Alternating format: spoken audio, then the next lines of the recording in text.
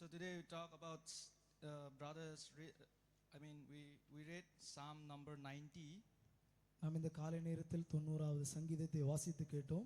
So I want to give some background history about this Psalm 90. நான் இந்த சங்கீதத்தை குறித்ததான ஒரு சரித்திர பின்னணியத்தை நான் உங்களுக்கு முன்பதாக சொல்வதற்கு ஆசைப்படுகிறேன். Because in order to understand the scripture, we need to go why it's written, to whom it's written, or the purpose why it is written. நாம் இந்த ஒரு வசனத்தின் ஆழத்தை நன்றாக புரிந்து கொள்ள வேண்டும் என்று சொன்னால் அந்த வசனத்தின் பின்னணியத்தை குறித்து நன்றாக தெரிந்திருக்க வேண்டும். யாரால் எழுதப்பட்டது, எதற்காக எழுதப்பட்டது, என்ன நோக்கத்தோடு கூட எழுதப்பட்டது என்பதை குறித்து நல்ல தெளிவு நமக்கு இருக்க வேண்டும். This Psalm 90 is written by Moses. இந்த 90வது சங்கீதம் அதன் எழுத்துக்காரன் மோசே என்று இங்கே சொல்லப்படுகிறது.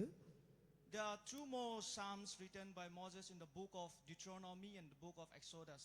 ரெண்டு சங்கீதங்கள் கூட மோசேயினால் எழுதப்பட்டதை நம்மால் உபாகமத்திலும் எண்ணாகமத்திலும் நம்மால் பார்க்க முடியும். And this incident, this particular Psalm number 90, if we want to know why Moses is writing a prayer, he is praying to God for his mercy. நாம் இந்த 90வது சங்கீதத்தை குறித்து பார்த்தோம் என்று சொன்னால் மோசே எழுதினதன் முக்கியமான நோக்கம் ஒரு தேவனோடு கூட ஒரு ஜெப விண்ணப்பத்தை ஏறெடுக்கிறார். In order to understand why Moses is writing for forgiveness, we need to go back to Numbers chapter 14 or else Numbers 20. நாம் இந்த சங்கீதத்தின் மிகவும் முக்கியமான ஒரு ஆழத்தை புரிந்து கொள்ள வேண்டும் என்று சொன்னால் எண்ணாகமத்தின் புத்தகம் 13 14வது அதிகாரத்தை நாம் வாசிக்க வேண்டும். So in 14 it says that the Israelites were disobedient and Israelites were unbelieving to God. They don't believe in God. They are rebelling. They are acting against God. எண்ணாகமம் 14வது அதிகாரம் இப்படியாக சொல்லுகிறது, இஸ்ரவேல் ஜனங்கள் தேவனுக்கு விரோதமாக பாவம் செய்தார்கள், தேவனுக்கு விரோதமாக அந்நியமான காரியங்களை செய்து தேவனை விட்டு விலகி போனார்கள். God rescued them from Egypt. கர்த்தர் அவர்களை எகிப்து தேசத்திலிருந்து அழைத்து கொண்டு வருகிறார். But they are still stubborn. But still then, after seeing all the miracles and all the mighty works done by God, they harden their heart and they don't believe in God. ஆனாலும் தேவனுடைய கிரியைகளையும் தேவனுடைய அற்புதங்களையும் பார்த்த பிறகும் கூட அவர்கள் தேவனுக்கு செவிகொடாமல் தேவனுடைய வார்த்தையை மறுதலித்து போனதாக நாம் பார்க்கிறோம். When Moses went to talk with God in Mount Sinai, ஆனால் இங்கே மோசே எப்போது கர்த்தரோடு கூட அந்த பர்வதத்தில் ஜெபிப்பதற்காக போகிறானோ 40 days and 40 nights, 40 நாளும் 40 பகலும் அவர் போகிறார். when he was in Mount Sinai having a conversation with God, அவர் சீனாய் மலையில் தேவனோடு கூட ஒரு தொடர்பை ஏற்படுத்தி கொண்டிருக்கிற வேளையில் back there in Israelites were moving away from God. அந்த நேரத்திலும் கூட இஸ்ரவேல் ஜனங்கள் தேவனை விட்டு வழிவிலகி போகிறார்கள். They went to his brother, Moses' brother, the priest Aaron, and they said, make us a God so that the God will lead us. ஆமென். அவர்கள் ஆரோனிடத்தில், மோசேயினுடைய சகோதரனாகிய ஆரோனிடத்தில் போய் சொல்லுகிறார்கள், நீ எங்களுக்காக ஒரு தேவனை உண்டு பண்ணு, எங்களை அவர் வழிநடத்தி கொண்டு செல்வார். They don't believe in God. அவர்கள் யெகோவா அல்லது தேவனை மறந்து விட்டார்கள். They want the God which can be seen by eyes. அவர்களுக்கு பார்வைக்கு பார்ப்பதற்குரியதான ஒரு தேவனை அவர்களுக்கு தேவை. So Aaron make a calf, a small cow, baby cow in structure of golden structure. அங்கே நாம் பார்க்கிறோம், ஆரோன் அவர்களுக்காக பொன்னினால் உண்டாக்கப்பட்ட ஒரு காளை குட்டியை அவன் ஆயத்தம் பண்ணி கொடுக்கிறான். Moses saw that. மோசே அதை பார்க்கிறார். He got angry. அதை பார்த்தவுடன் அவருக்கு ஒரு கோபம். But God knows, before Moses knew that, he already knows when having in conversation with mountain. Actually, that incident took place in the valley. Moses was in mount, and he don't even know, he don't have any knowledge about this, but God already knew, and God told Moses. இந்த நாட்களில் நாம் பார்த்தோம் என்று சொன்னால் மோசே சீனாய் மலை பர்வதத்தில் தேவனோடு கூட தொடர்போடு கூட இருக்கிறார். இந்த காரியங்கள் மோசேக்கு ஒருவேளை தெரியவில்லை என்றாலும் தேவனுக்கு இந்த காரியம் நன்றாக தெரிந்திருந்தது. And God told Moses that my people are not believing in me, my people are acting against me. கர்த்தர் மோசேயை பார்த்து இப்படியாக சொன்னார், என்னுடைய ஜனங்கள் எனக்கு செவி கொடுக்கவில்லை, என்னுடைய வார்த்தையை விட்டு பின்பதாக போய்விட்டார்கள். So that incident is actually the Israelites used to reach Canaan by 40 days. இந்த சம்பவத்தை நாம் பார்த்தோம் என்று சொன்னால் இஸ்ரவேல் ஜனங்களால் கானான் தேசத்தை 40 நாளில் அவர்களால் போய் சேர முடியும். But because of their rebellion, disobedience and unbelieving, ஆனால் அவர்களுடைய அவிசுவாசத்தின் முகாந்திரமாக, அவருடைய மறுதலிப்பின் முகாந்திரமாக, அவர்களுடைய அந்த கீழ்ப்படியாமையின் முகாந்திரமாக one day turns into 1 year. ஒரு நாள் ஒரு வருடமாக மாறினது. So it turns 40 years. அங்கே நாம் பார்க்கிறோம் 40 வருடம் அவர்கள் வனாந்திரத்தில் சஞ்சரித்தார்கள். God take 40 years. God take the people of Israelites 40 years to reach Canaan because to discipline them, to display them how powerful our God is. இந்த 40 வருடத்தின் யாத்திரை எதற்காக என்று சொன்னால் தேவன் யார் என்பதை தெளிவுபடுத்துவதற்காக, தேவனுடைய ஒரு கீழ்ப்படிமையில் அவர்களை கொண்டு வருவதற்காக தேவன் அவர்களை 40 வருடம் வழிநடத்தினார். And God also said, because of the Israelites' disobedience and rebellions against God, the Moses generation, no one reached Canaan, only their children age reached the Canaan. கர்த்தர் மோசேயை பார்த்து சொன்ன ஒரு காரியம் இப்படியாக நம்மால் வேதத்தில் பார்க்க முடியும். இஸ்ரவேல் ஜனங்கள் செய்த பாவத்தின் முகாந்திரமாக மோசேயின் சந்ததிகள் கானானை சுதந்தரிப்பதில்லை. They all die in the wilderness. அவர்கள் அந்த வனாந்திரத்தில் மடிந்து போனார்கள். So Moses is writing this Psalm 90. ஆனால் இங்கே நாம் பார்க்கிறோம் மோசே இந்த 90வது சங்கீதத்தை இங்கே எழுதுகிறார். Because of the Israelites were dying in the wilderness. காரணம் என்னவென்று சொன்னால் இஸ்ரவேல் ஜனங்கள் அந்த வனாந்திரத்தில் மரித்துக் கொண்டிருக்கிறார்கள். So Moses is begging for mercy from God. மோசே இந்த நேரத்தில் கர்த்தருடைய சமூகத்தில் போயிருந்து ஒரு கருணைக்காக கர்த்தருடைய சமூகத்தில் போய் விண்ணப்பத்தை ஏறெடுக்கிறதை பார்க்க முடியும். We can make it 3 sections in Psalm 90. இந்த 90வது சங்கீதத்தை 3 பகுதிகளாக நம்மால் பார்க்க முடியும். In verse 1 to 3 it talks about the sovereignty of God, the power of God. இந்த 1 2 3 வசனங்கள் கர்த்தருடைய சர்வாதிகாரத்தை குறித்து சொல்லப்பட்டிருக்கிறது.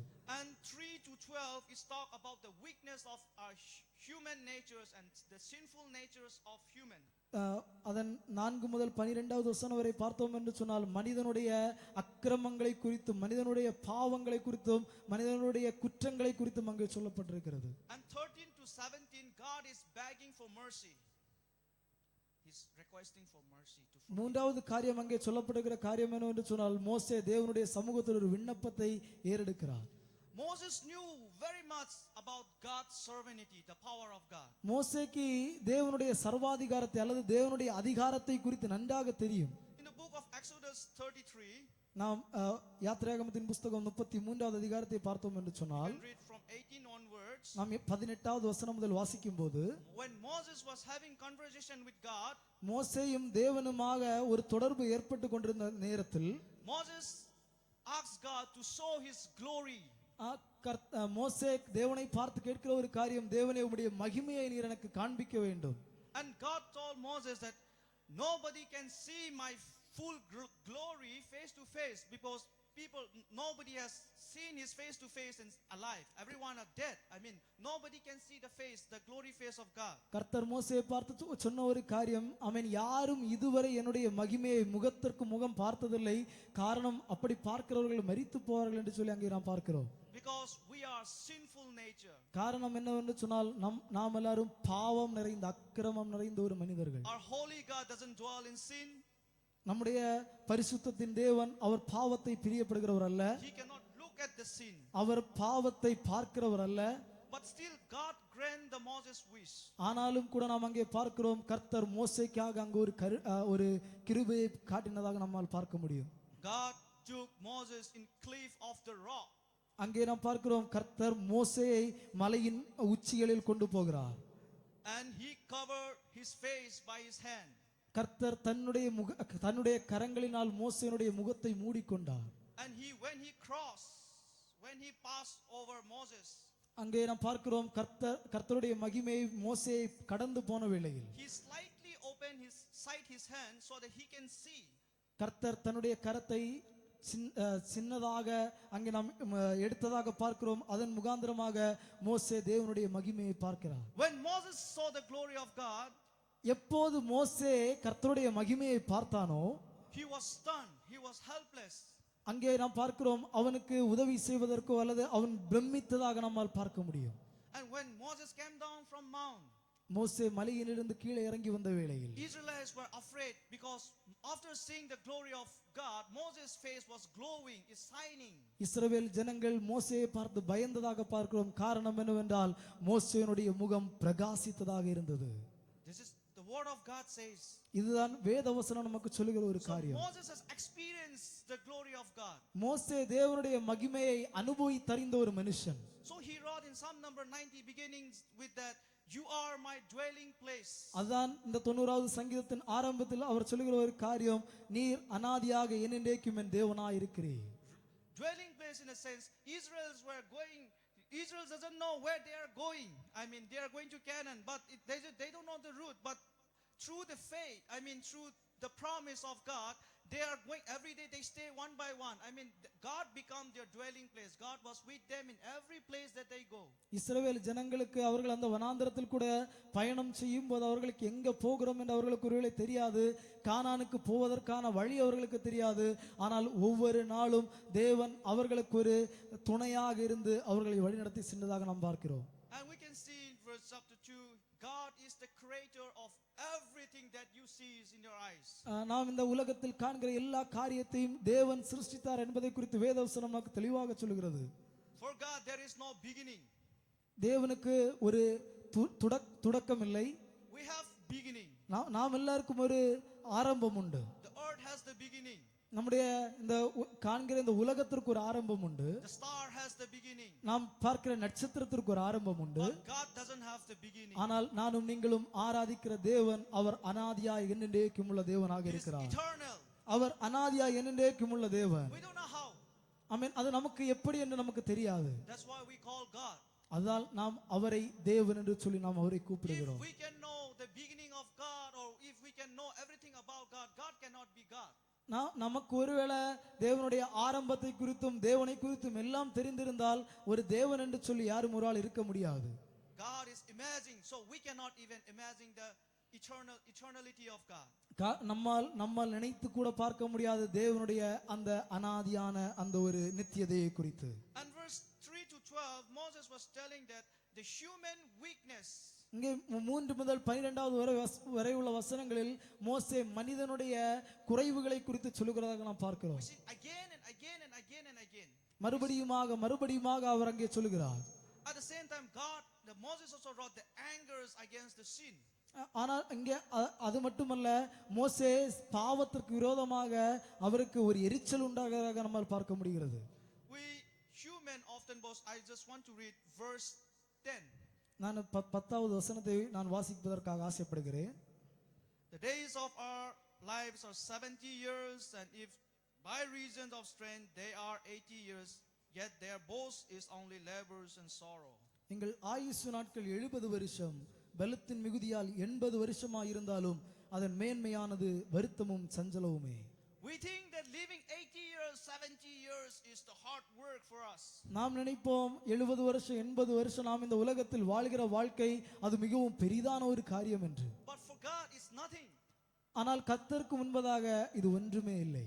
The same Bible says 1000 years is like one day for God. அதே வேதாகமம் தான் நமக்கு சொல்லுகிறது, கர்த்தருக்கு முன்பதாக 1000 வருஷம் ஒரு நாள் போல இருக்கிறது. And one day is like 1000 years. ஒரு நாள் 1000 வருஷம் போல இருக்கிறது. That meaning is, அதற்கு அர்த்தம், God can come again this morning and bring the same time.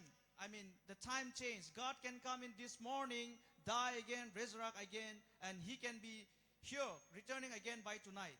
ஆனால் அதனுடைய அர்த்தம் என்னவென்று சொன்னால், தேவனால் இந்த காலை நேரத்திலும் வர முடியும், தேவனால் மரித்து உயிரோடு எழும்ப முடியும். அதனுடைய அர்த்தம் தேவன் என்னென்றைக்கும் உள்ள தேவனாக இருக்கிறார். There is no time limit for God. தேவனுக்கு ஒரு கால ஒரு லிமிட்டேஷன் கிடையாது. But we human has that. ஆனால் நாம் மனிதனாக இருக்கிற நம்முடைய வாழ்க்கையில் அது உண்டு. The death, we cannot overcome the death. The death will overcome us. நம்மால் ஒருபோது மரணத்தை ஜெயிக்க முடியாது, மரணம் நம்மை ஜெயித்து விடுகிறது. That's how the Bible says. அதுதான் வேதாகமம் நமக்கு சொல்லி தருகிற ஒரு காரியம். That's why we have to live by faith as when we are alive.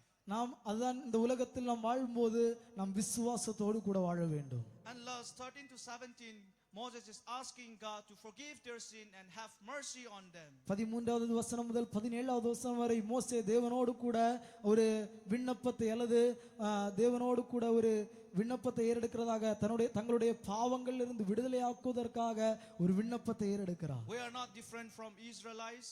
நாம் இஸ்ரவேல் ஜனங்களை விட ஒரு வித்தியாசமானவர்கள் அல்ல. We sin again and again. நானும் நீங்களும் அநேகம் நாள் பாவத்திற்கு மேலாக பாவங்கள் தினந்தோறும் செய்து கொண்டிருக்கிறோம். Sometimes God is even angry upon our sin. சில நேரங்களில் கர்த்தர் கூட நம்முடைய பாவங்களுக்கு விரோதமாக எரிச்சல் உள்ளவராக இருக்கிறார். Because God hates sin.